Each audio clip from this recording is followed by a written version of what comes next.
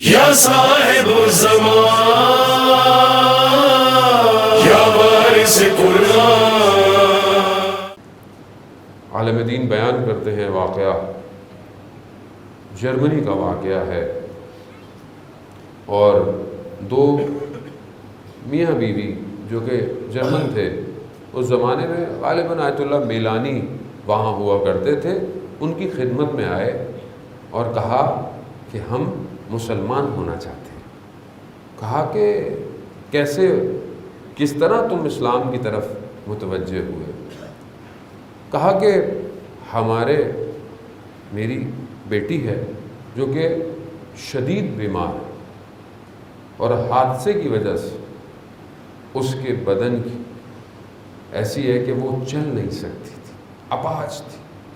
ہم نے دنیا جہان کے ڈاکٹروں کو دکھایا لیکن وہ صحیح نہیں ہوئی۔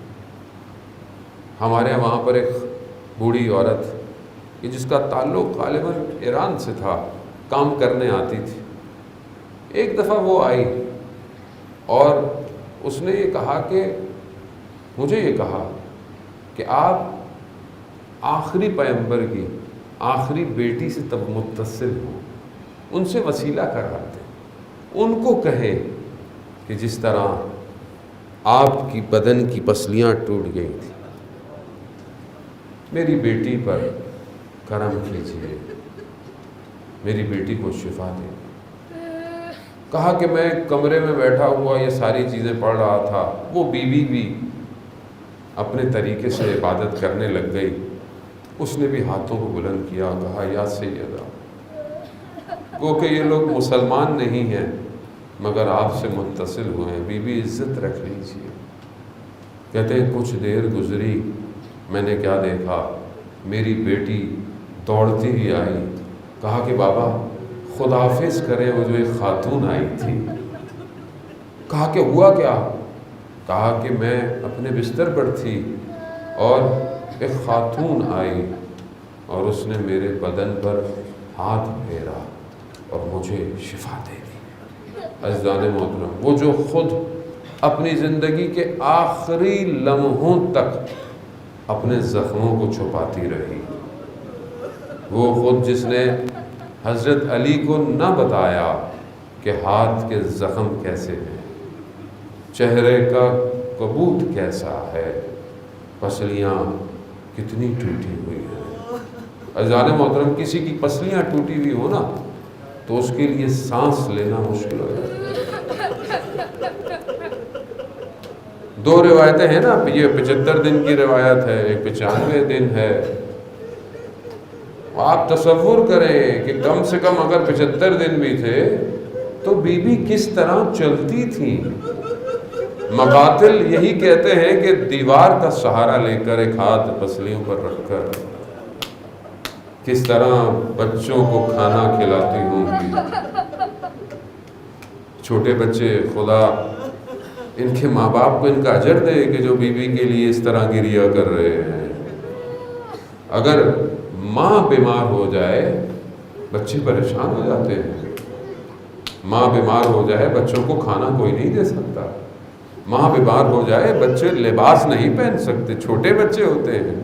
آپ خود تصور کریں علی کے گھر میں یہ چند عرصے تک کس طرح سیدہ نے خبر نہ ہونے دی کہ میں اپنے بچوں کو نہ بتاؤں۔ ہاں عزاداران محترم، یہ تو وہ علی جانتا ہے، شب میت رات کی تاریکی میں غسل دینا۔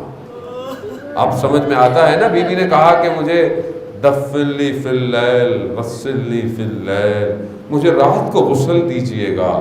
خوب یقیناً ایک حکمت یہی ہوگی کہ رات کی تاریکی میں میرے زخم علی کو نظر نہ آئے۔ ہاں وہ علی کہ جسے خیبر، خندق، احد جیسی طاقتیں اکھاڑ نہ پائیں، وہ علی غسل دیتے ہوئے گریہ کر رہا ہے۔ پوچھا علی آپ تو کہہ رہے تھے بچوں کو کہ گریہ نہیں کیجیے گا، کہیں لوگوں کو خبر نہ ہو جائے، آپ کیوں گریہ کر رہے ہیں؟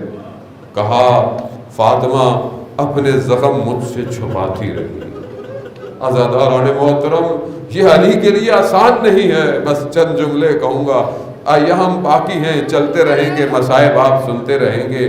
عزاداران محترم، یہ بیٹی رسول خدا کو بہت پسند تھی.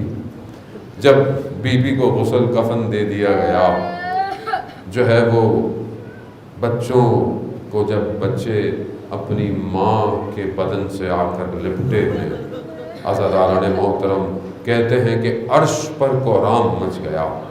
آواز آئی، علی بچوں کو بدن سے جدا کرو. عرش پہ گریا ہے ملائکہ. میں کہوں گا یا علی، یہ گھر آپ کا گھر ہے، بی غسل و کفن کے ساتھ موجود ہیں، یہ بچے آپ کے بچے ہیں اور کوہرام مچ رہا ہے. لا یوم کا ابا عبداللہ، آپ کا یہی فرزند ہوگا کربلا میں، اور پھر اس کے بھی بچے ہوں گے جو اس کے بدن کے اوپر ہوں گے، مگر کوئی کوہرام نہیں بچے گا، بلکہ بچوں کو پیار سے نہیں تماچوں سے ہٹایا جائے گا. یا علی، لیکن عزاداران محترم، جو غم علی کے دل میں بیٹھا وہ کسی کے دل میں نہیں بیٹھا. شب کی تاریکی میں نہ جانے کہاں پر لے جا کر سیدہ کو دفن کیا ہے. کہتے ہیں کہ جب دفن کیا حضرت علی وہیں بیٹھ گئے. غم اتنا تھا مولا کے سینے میں کہ مولا سے اٹھا نہیں جا رہا تھا. مولا نے اپنے رخساروں کو خاک پر رکھا، ہاں علی سے اٹھا نہیں جاتا تھا. علی یہی کہتے تھے کہ اب آپ کی ذات میری زندگی میں صرف گریا ہے، لیکن وہیں پر میرے مولا نے 2 رکعت نماز پڑھی ہے، قرآن کی تلاوت کی ہے، لیکن بس یہی کہتے رہے کہ کلمینی، اے فاطمہ مجھ سے کلام کرو، فاطمہ آپ کے جانے کے بعد میرا کیا ہوگا. ارے مولا جب گھر آتے تھے لوگ سلام نہیں کرتے تھے، لیکن سیدہ کے چہرے کو دیکھتے تھے تو سکون آ جاتا تھا. اب علی کس کے چہرے کو دیکھے گا؟ اب علی کس سے گفتگو کرے گا؟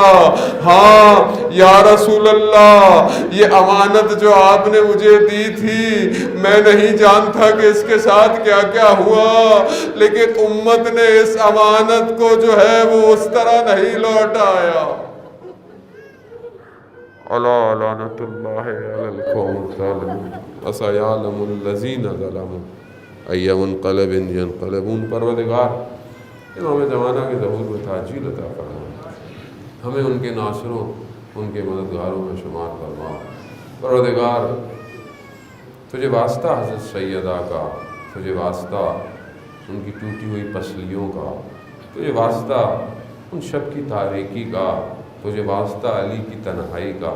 پروردگار ہم خطا کار ہیں، ہم گناہ گار ہیں. پروردگار ہمیں آخری امام کی بہتر نوکری کرنے کی توفیق عطا فرما. پروردگار روز قیامت میں ہمیں سیدہ کی شفاعت نصیب فرما.